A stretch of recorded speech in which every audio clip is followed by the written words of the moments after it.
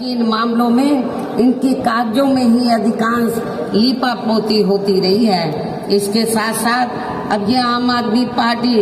ये भी कह रही है कि दिल्ली की तरह ही यहाँ यूपी के लोगों को भी रोजगार दिए जाएंगे। साथ ही रोजगार नहीं दिए जाने पर उन्हें बेरोजगारी भत्ता भी दिया जाएगा,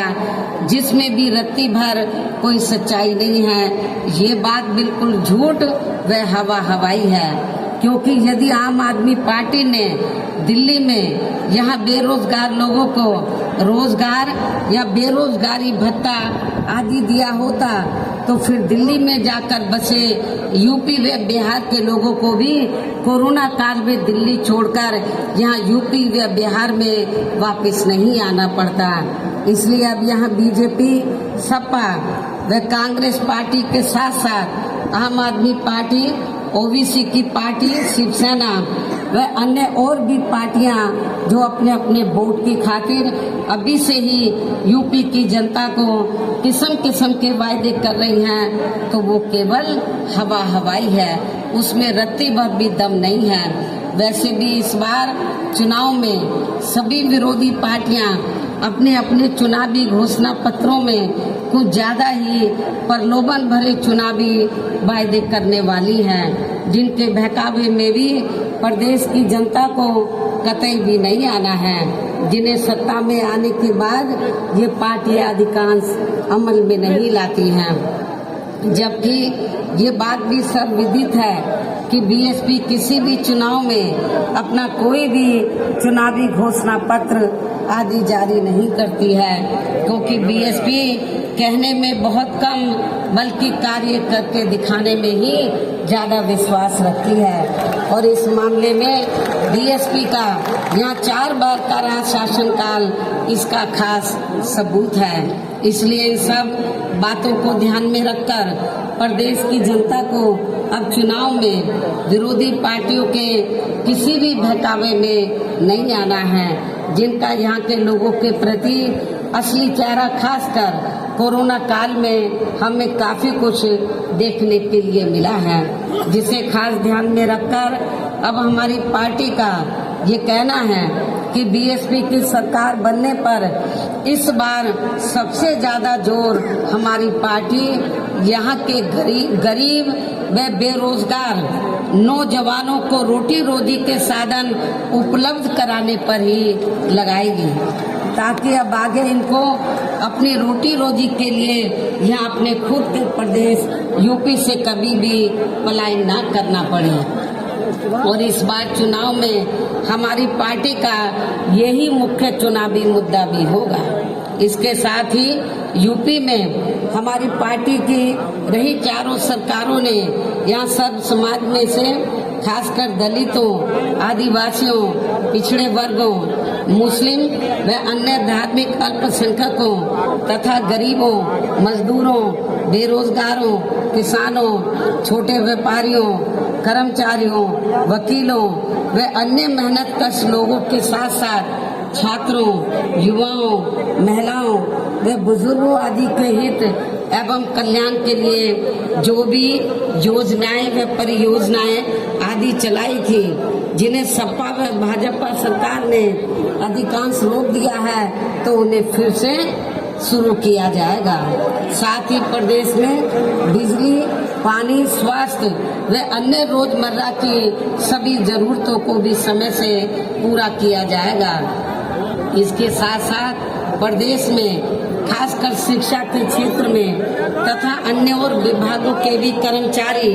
जो आए दिन अपनी मांगों को लेकर धरना प्रदर्शन व हड़ताल आदि करते रहते हैं, तो उन सभी मामलों को निपटाने के लिए एक आयोग का गठन किया जाएगा और उनकी वाजिब मांगों को स्वीकार भी कर लिया जाएगा। साथ ही प्रदेश के जो भी क्षेत्र अति पिछड़े हैं, तो उन्हें प्राथमिकता के आधार पर विकसित किया जाएगा। इसके साथ साथ डॉक्टर अंबेडकर ग्राम विकास योजना एवं मान्यवर श्री काशीराम जी शहरी समग्र विकास योजना को भी पुनः चालू करा के यहाँ गांवों व शहरों को फिर से विकसित किया जाएगा, जिनकी हालत अब यहाँ काफी ज्यादा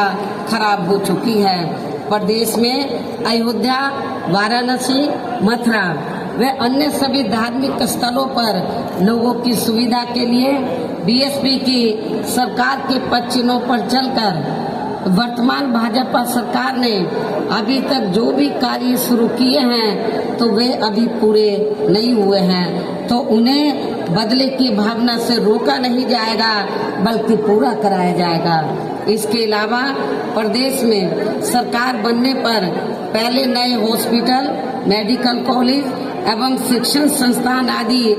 नहीं बनाए जाएंगे, बल्कि पहले से जो बने हैं जिनकी काफी दयनीय हालत हमें कोरोना काल में देखने के लिए मिली है तो उन्हें पहले सुधारा जाएगा। इसी प्रकार प्रदेश में सड़कें व पुल आदि भी नए बनाने से पहले यहाँ पुरानी सड़कों व पुलों आदि को ही ठीक किया जाएगा ताकि कोई जनहानि ना हो सके। साथ ही प्रदेश के विकास व जनहित में केंद्र एवं स्टेट की अभी तक जो भी सही योजनाएं चल रही हैं तो उन्हें विरोधी पार्टियों की तरह बदले की भावना से रोका नहीं जाएगा। इसके साथ ही सपा व भाजपा सरकार की तरह दूसरी सरकारों के किए गए कार्यों के नाम बदलकर ये भी नाटक नहीं किया जाएगा। कहने का तात्पर्य ये है कि प्रदेश में सपा व भाजपा सरकार के सभी कार्यों की ईमानदारी से समीक्षा की जाएगी। जो कार्य सही व जनहित में है तो उन्हें जरूर आगे बढ़ाया जाएगा, अर्थात रोका नहीं जाएगा। इसके अलावा मेरी सरकार में वर्तमान भाजपा सरकार की तरह कानून व्यवस्था का सुधार केवल कागजों व मीडिया आदि में नहीं बल्कि जमीन पर ही लोगों को हकीकत में होता हुआ नजर आएगा। खासकर सपा सरकार में जो गुंडे,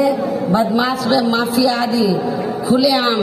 जनता का शोषण व उत्पीड़न आदि करते हैं तो वे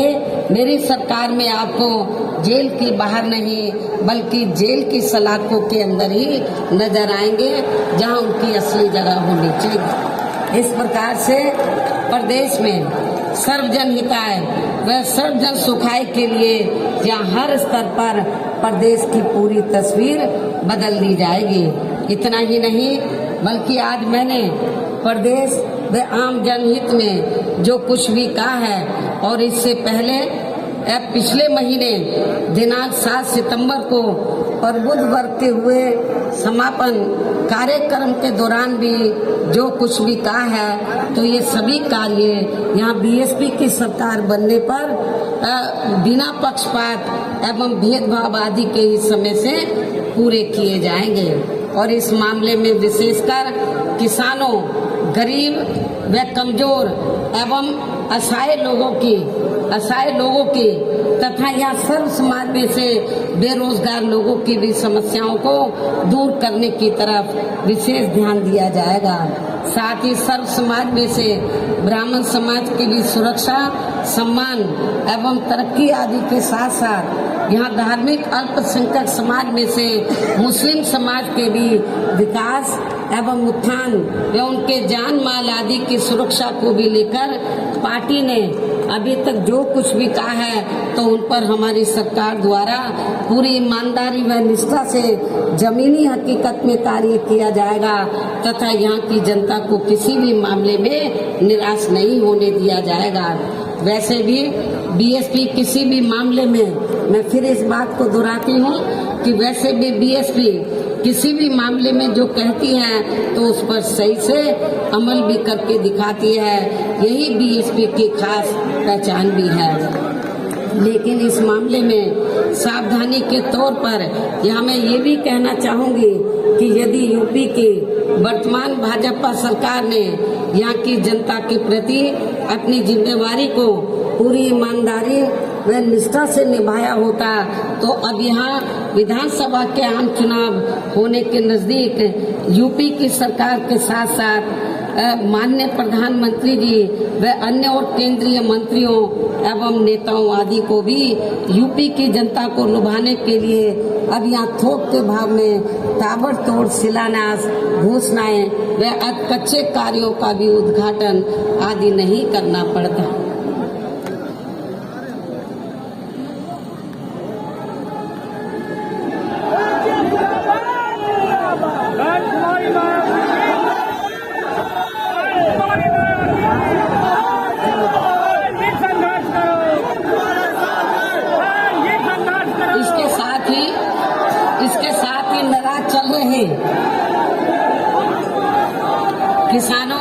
किसानों को वे अपनी उपेक्षा को लेकर कुछ नाराज चल रही जातियों को भी साधने के लिए अब यहाँ इनको चुनाव के नजदीक खासकर जाट व गुर्जर आदि समाज के राजाओं की प्रतिमाएं लगाने व यूनिवर्सिटी आदि के भी नाम बेमन होकर नहीं रखने पड़ते,